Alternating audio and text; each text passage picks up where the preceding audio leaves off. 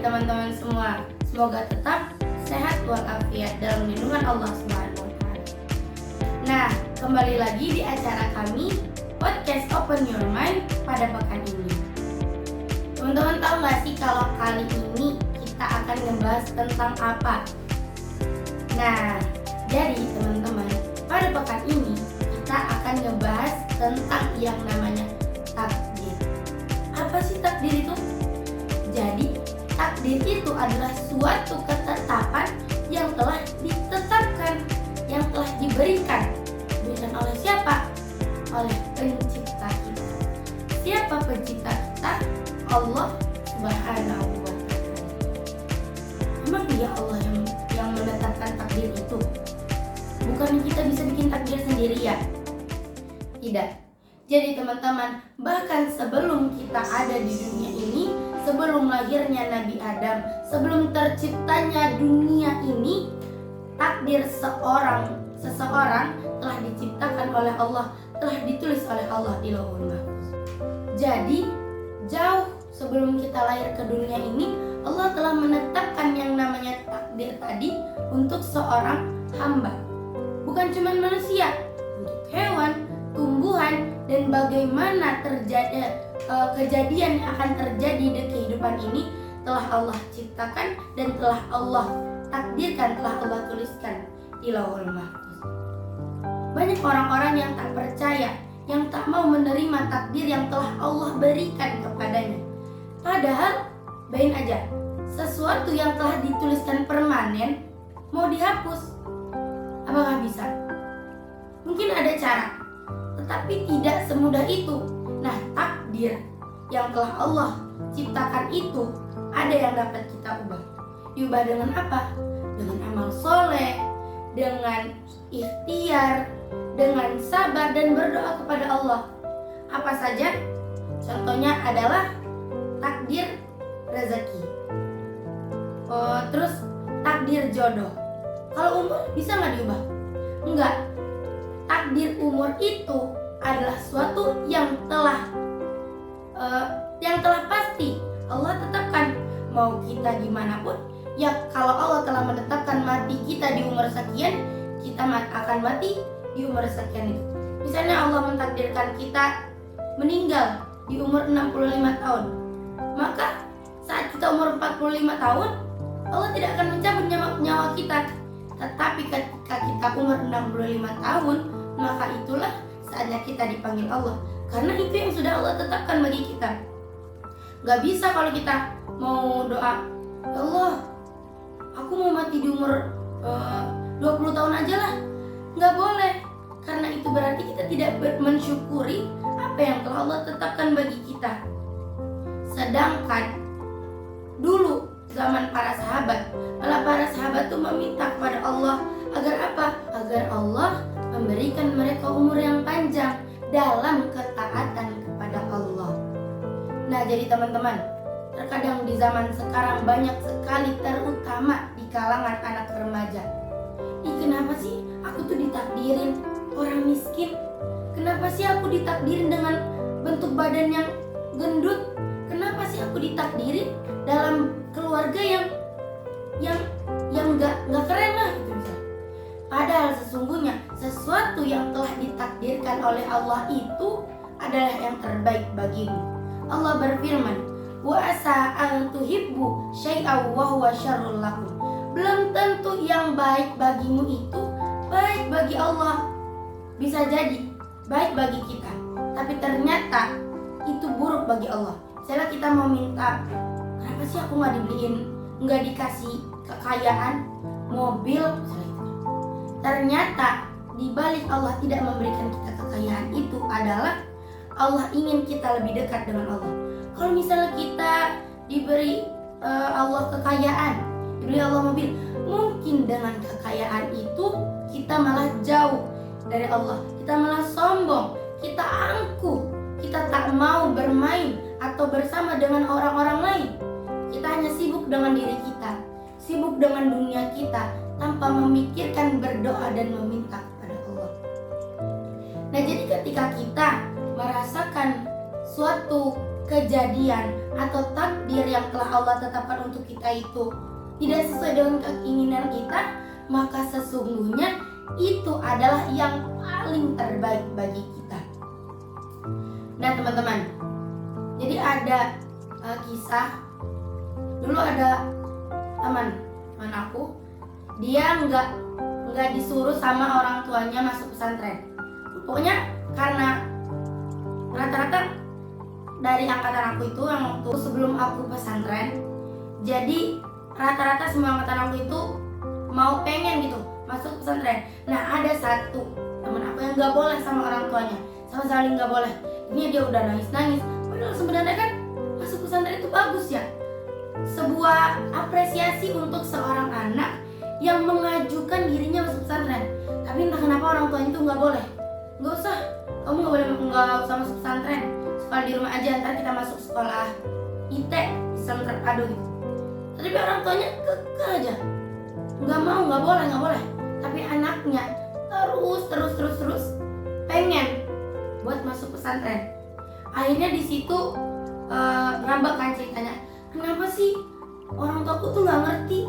Padahal kan niat aku baik. Aku pengen menghafal Al-Quran bareng teman-teman aku yang lain. Pengen berbuat baik bareng teman-teman aku yang lain. Pengen gitu main kayak seakan-akan pesantren itu tuh bagi dia tuh tempat bermain. Kan kalau di rumah nih susah kan kalau bermain sama teman, paling kan malam disuruh pulang ke rumah. Kalau di pesantren kan dari pagi sampai ke malam juga dia ketemu sama teman-teman. Itu yang ada di pikiran dia. Nah mungkin dari situ Allah tuh memberi isyarat sama orang tuanya, jangan memberi apa ya, wasilah kepada memberitahu kepada orang tuanya, menggerakkan hati orang tuanya. Gak usah Dina, gak usah masuk pesantren. Intinya kamu nanti di rumah aja, nanti papa atau mama gitu masukin kamu ke sekolah itu aja. Ntar kamu kalau mau main sama teman-teman kamu gak apa-apa, setelah pulang sekolah ntar kamu ngaji, kata orang tua gitu. Tapi masih saja kekeh. Akhirnya karena emang udah pilihan orang tuanya, udah suruhan dari orang tuanya, jadi pas kita semua lagi tes pesantren, dia masih tetap ikuti apa omongan orang tuanya. Terus dinasihatilah sama temen anak yang satu lagi, udah kamu ikutin aja dulu apa kata orang tua kamu, semoga Allah menggerakkan hati orang tua kamu supaya nanti kamu disuruh pesantren, atau malah kamu disuruh pesantrennya ke luar negeri. Nah gak lama dari itu, setelah beberapa bulan dia masuk sekolah, setelah dia beraktivitas seperti biasa, belajar bersama teman-temannya, dia udah gak mikirin lagi pesantren itu. Dan ternyata dia dikabarkan bahwa orang tuanya dipanggil oleh Allah. Maksudnya apa? Dia dikabarkan kalau misalnya ada temennya datang, maaf, ustazanya bilang, nak kamu dijemput katanya. Kenapa? Yaudah kamu dijemput, kamu pulang aja duluan ya. Oh yaudah. Jadi sampai di rumah ternyata ia telah kehilangan sosok ayah. Bayangin teman-teman, kalau misalnya di saat itu dia kekeh masuk pesantren, gimana coba? Waktu-waktu dia yang dimana dia bisa menghabiskan waktu bersama kedua orang tuanya, yang sebenarnya sebentar lagi akan dijemput oleh Allah, tapi dia malah menghabiskan waktunya dengan niat hanya ingin bermain. Kan tadi dia mau masuk pesantren cuma karena ingin bermain, cuman kayak ngerasa kesepian aja di rumah. Sedangkan kalau di pesantren kan bisa main bareng teman, bisa happy, belajarnya lebih asik lah karena bareng teman gitu ya. Ntar bisa kabur ke sini, kabur ke sana. Sedangkan kalau pesantren banyak ya orang-orangnya, apalagi kalau yang nggak terlalu diperhatiin. Nah, ketika dia mendapatkan kabar itu, dia tersadar, ya Allah, ternyata ini dibalik dari takdirmu, dibalik dari apa yang telah engkau berikan kepadaku, ternyata ini ya Allah. Terima kasih. Malah dia berterima kasih kepada Allah. Allah, terima kasih karena engkau telah bukan menggagalkan, engkau telah belum mengizinkanku masuk ke dalam pesantren. Jadi saat itu dia belum, ya kan? Jadi dia belum belum disuruh, nggak disuruh sama orang tuanya untuk masuk pesantren. Ya karena itu tadi, karena ada sesuatu di balik takdir Allah.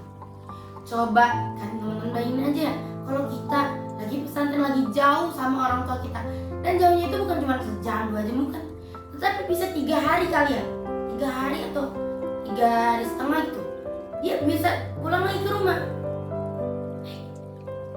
Waktu misalnya setahun dia habis dengan niat yang salah di pesantren, menghabiskan waktu, pas dia pulang ke rumah dalam keadaan sudah tak berayah lagi, ayah sudah meninggal dipanggil Allah.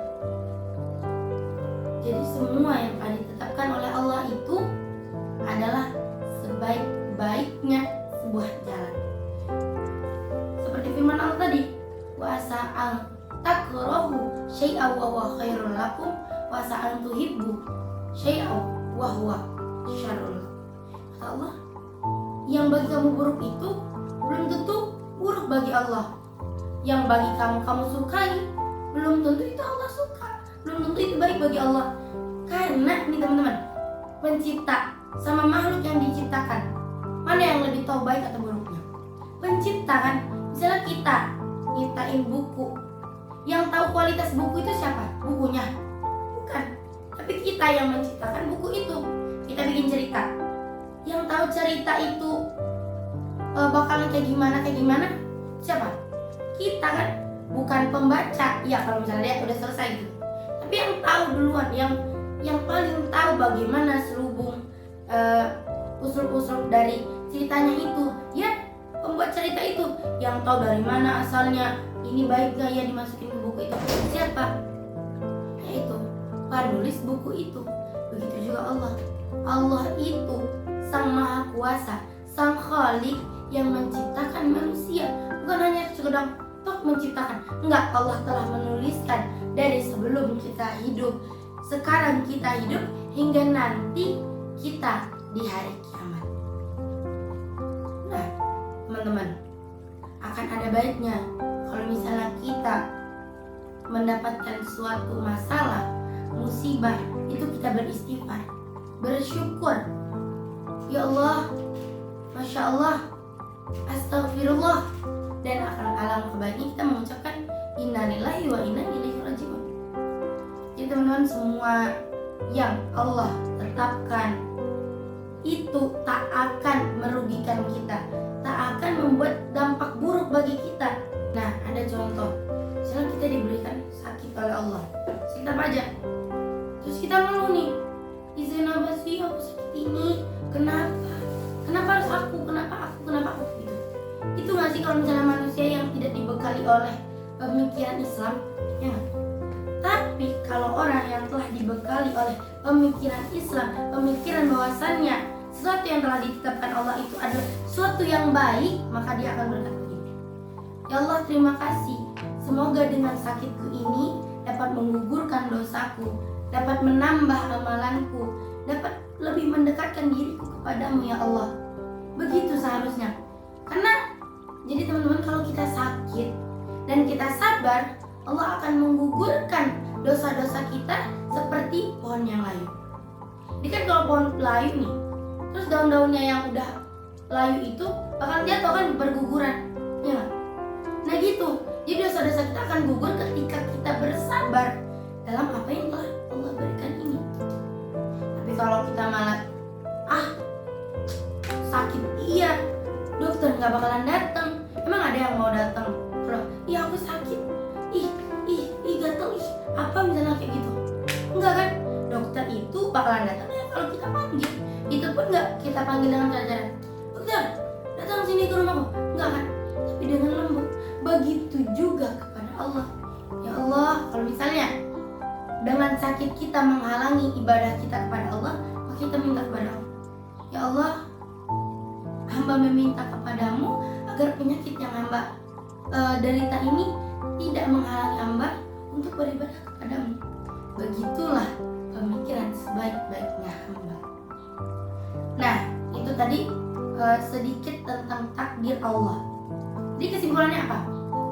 Jadi kesimpulannya, takdir itu dapat kita ubah, ada yang kita dapat ubah, jika kita berdoa dan meminta kepada Allah, bukan mengeluh, bukan malah pasrah, bukan.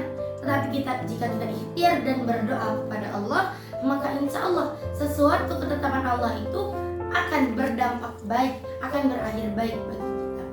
Mau itu nanti kita diberikan musibah, penyakit, bersabar, karena pasti seseorang yang bersabar atas takdir Allah itu akan mendapatkan surga dari Allah. Satu lagi teman-teman, ketika apa yang kita mau, apa yang kita inginkan itu sesuai dengan apa yang diinginkan Allah untuk kita, maka sesungguhnya itu adalah sebesar-besarnya kenikmatan.